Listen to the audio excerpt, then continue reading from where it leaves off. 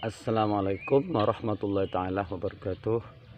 Alhamdulillah wa syukurillah ala ni'amillah. Wassalatu wassalamu ala rasulillah Muhammad ibni Abdillah wa ala alihi wa sahbihi wa mawalah. Amma ba'du. Qala Allah ta'ala fi kitabihil karim. A'udzu billahi minasyaitonir rajim. Bismillahirrahmanirrahim. Ma kana Muhammadun aba ahadin min rijalikum walakin Rasulullah wa khataman nabiyyin. Teman-teman di seluruh Nusantara, terutama warga Nahdlatul Ulama yang sekarang sedang dihebohkan oleh tesis Kiimat. Sudah tambah lagi, bukan hanya Kiimat tapi Kiai Alawi yang mendukung tesis Kiimat dengan buku yang sangat tebal, ya, sangat tebal, sudah mendukung tesis Kiimat. Nah, di dalam Al-Quran sendiri memang dijumpai banyak ayat, ya, yang membatalkan tentang nasab palsu. Tentang nasab palsu itu seperti apa yang telah saya kemukakan tadi dari ayat Al-Quran, maka Muhammadun aba hadim min rijalikum walakin Rasulullah wa khataman nabiyyin. Muhammad itu bukan ayah dari laki-laki di antara kamu, akan tetapi Nabi Muhammad itu penutup para nabi. Artinya Nabi Muhammad itu tidak boleh seseorang, maksudnya seseorang tidak boleh menasabkan kepada Nabi nasabnya kalau tidak bersambung. Siapa itu? Yaitu Zaid bin Harithah. Dulu itu kalau Zaid bin Harithah bersama Nabi lah. Dianggap anak angkat. Makanya di dalam sejarah, ya, dalam sejarah itu kan dalam judul Ibtalut Tabanni, membatalkan, ya, pembatalan anak angkat, karena pada waktu itu Zaid bin Harithah karena sudah dijadikan anak angkat oleh Nabi, maka Zaid bin Harithah dipanggil Zaid bin Muhammad, bukan Zaid bin Harithah. Jadi di dalam tafsir ayat itu diharamkan, ya, diharamkan menyebut atau memanggil, ya,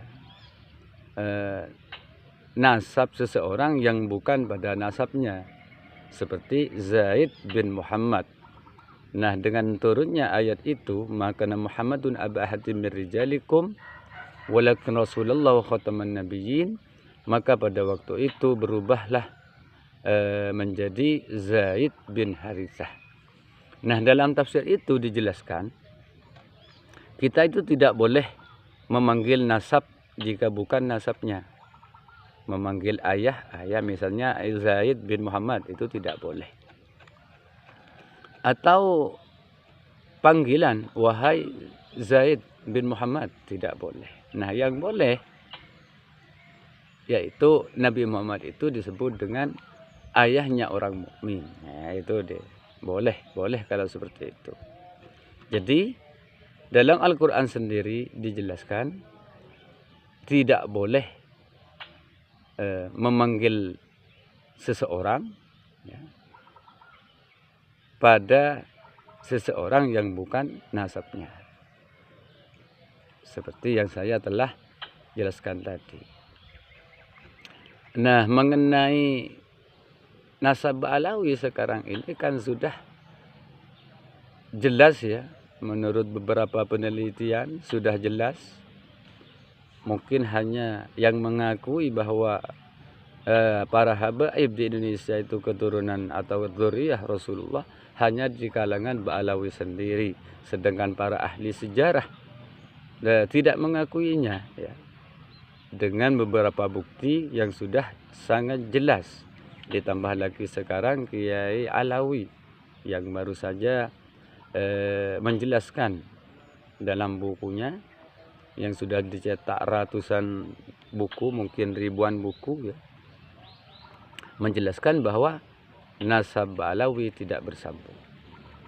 Kemudian mengenai apa itu ya, gelar sayyid memang ada itu dalam tafsir ayat yang tadi itu. Maka Muhammadun aba ahadin min rijalikum walakin Rasulullah wa khataman nabiyyin, itu memang dijelaskan ya.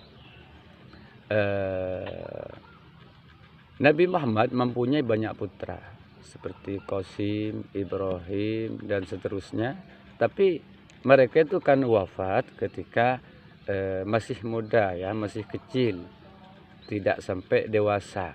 Nah, oleh karena itu Nabi Muhammad berkata kepada para sahabat bahwa Husain ya, ini adalah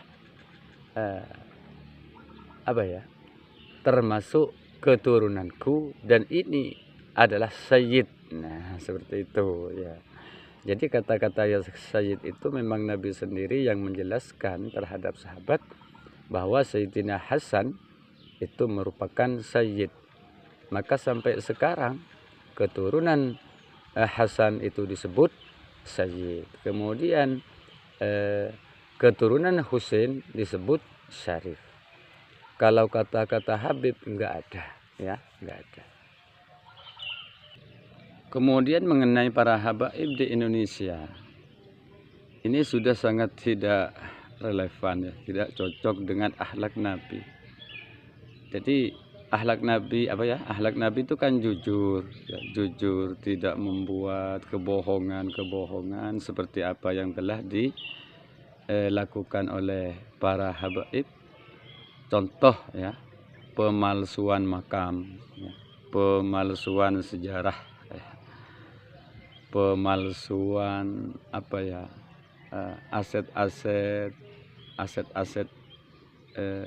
sejarah Islam di Indonesia, penyebaran agama Islam di Indonesia itu banyak dirubah.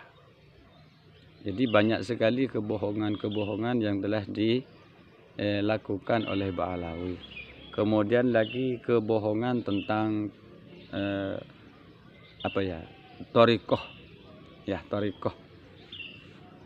Katanya Ba'alawi apa, siapa sih itu yang di pusat itu kan, Habib itu ya, Habib Yahya, katanya mendapat warisan atau diangkat mursyid oleh apa ya, mursyid sebelumnya thariqah Syadziliyah. Nah, ternyata setelah dikonfirmasi tidak ada. Kemudian lagi yang sangat miris, yang sangat gimana ya, saya juga tidak terima, karena saya itu kan aliran thariqah Qadiriyah Naqsyabandiyah yang mursyidnya adalah Ki Ahmad Sahibul Wafa Tajul Arifin bin Abdullah Al-Mubarak Tasikmalaya ya. Nah, saya ya sebagai ikhwan dari thariqah Qadiriyah Naqsyabandiyah, itu kan sampai sekarang tetap mursyid saya itu kan tetap Ki Ahmad Sahibul Wafa Tajul Arifin bin Abdullah Al-Mubarak. Nah, ternyata Habib Yahya itu kan mengesahkan atau pernah saya lihat ya, mengatakan bahwa mengangkat mursyid baru yaitu Abah Aus. Maka dengan demikian terjadilah di bawah itu dengan dua apa ya, dua golongan, dua versi ya. Dua versi, ada yang versi Kisahibul Wafa, ada yang versi Abah Aus, sehingga di bawah terjadi benturan. Nah, sedangkan Syekh Ahmad Sahibul Wafa Tajul Arifin sendiri masih belum mengangkat, karena beliau ya berpesan pada istri agar supaya surat wasiat itu supaya dibuka setelah nanti tahun sekian, tanggal sekian, hari sekian, itu sudah ada sebagai ganti, maksudnya sebagai ganti dari Ki Ahmad Sahibul Wafa Tajul Arifin. Nah, ternyata sudah berani berani Habib Yahya itu mengangkat Aba Aus sebagai mursyid thariqah. Jadi mursyid thariqah itu bukan sembarangan ya. Bukan sembarangan, karena ruhnya itu harus selalu zikir ya. Ruhnya itu selalu nyantol di aras, jadi bisa memantau keadaan para muridnya yang di bawah. Kemudian sufinya tidak diragukan, waroknya tidak diragukan, ilmunya juga tidak diragukan, ibadahnya, akidahnya. Intinya adalah betul-betul ketakwaan di atas murid-muridnya ya.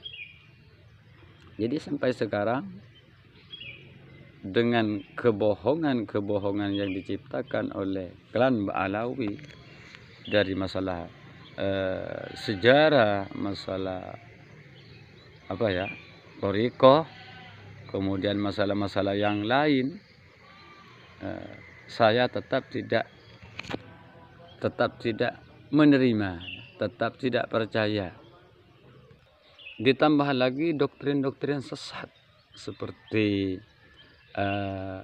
satu habaib yang bodoh ya, lebih mulia dari 70 kiai itu lagi ya. Seperti ada lagi tangan kaki ya, bukan tangan, kakinya disuruh cium-cium ya. Terus apalagi doktrin, banyak sekali doktrin. Kemudian leluhurnya pernah menurunkan rantai emas dari langit dan lain sebagainya. Banyak sekali doktrin-doktrin yang bertentangan dari para habaib. Ditambah lagi pembelokan sejarah seperti para wali songo dihabaibkan semua ya. Di Madura sudah banyak yang dirubah ya, di Jawa Timur banyak yang dirubah, di Sumeneb Sayyid Yusuf dirubah Habib Yusuf ya. Di Tuban itu banyak makam-makam palsu. Itu tujuannya semua yang dilakukan oleh klan Ba'alawi itu tujuannya ingin memperkokoh ya, ingin memperkuat bahwa nasab mereka itu nyambung dengan Rasulullah. Tujuannya hanya itu ya. Jadi sekali lagi tujuannya hanya ingin memperkuat ya.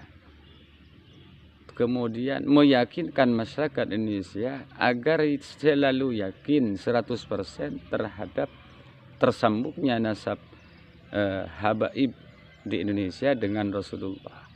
Mengapa demikian? Karena dengan meyakini maka mereka gampang nanti mengambil keuntungan ya, berupa materi dan mengambil keuntungan berupa kehormatan ya, kehormatan. Hanya itu tujuannya. Jadi tujuan para Ba'alawi mengarang-arang sejarah, kemudian doktrin-doktrin sesat dan seterusnya, tujuannya hanya itu, supaya mendapat materi dan mendapat kehormatan yang lebih ya. Sekian, semoga bermanfaat. Kurang dan lebihnya mohon maaf yang sebesar-besarnya. Wassalamualaikum warahmatullahi wabarakatuh.